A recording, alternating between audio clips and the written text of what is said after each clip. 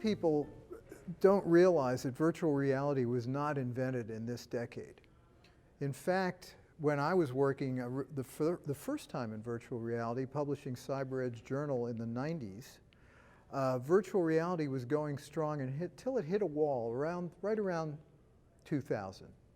As the new millennium dawned, people realized that head mounts were too expensive, not good enough, and the tracking was inadequate. Add that to the fact that the computers were not strong enough at any reasonable price to provide a realistic virtual world, and virtual reality seemed to go away. But in fact, virtual reality never went away, and since the mid-90s, many companies have been getting a real return on investment from virtual technologies, and they continue to do so to this day. Companies like Schlumberger, that sells an oil exploration app.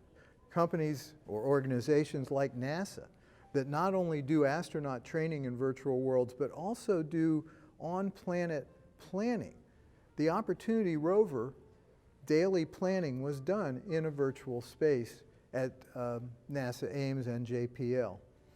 But what changed was that in 2014, Facebook decided that they needed to own a head-mounted display company, and they bought Oculus.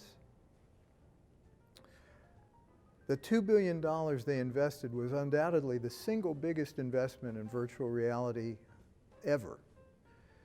We still question how they're going to recoup that investment, but virtual reality has really taken off in several areas by virtue of that move. First, that move created a lot of news. That was a lot of money to toss around, and people noticed. What it also did was point out that the technology had advanced to the point that head mounts are now good enough, and they continue to get better. For example, the Pimax head mount with 5 to 8K resolution, and several others that are coming down the pike with resolution that is very quickly approaching that of the human eye. In addition, tracking systems, most of which now are optical, and some of which are inside out, which means that the tracking starts at the head mount and looks at the environment around it, as opposed to relying on beacons in the room or other sort of tracking, which gives you much greater freedom.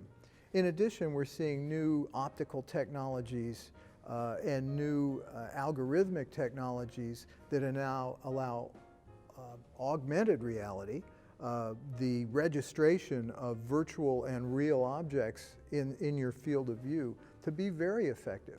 Again, this is a technology that was first demonstrated in the late 90s and early 2000s on phones. If you look at the Layers app, for example, which was available on phones 10 years ago, it provided a crude but usable augmented reality. Now we have things like Magic Leap and HoloLens that provide extremely good augmentation.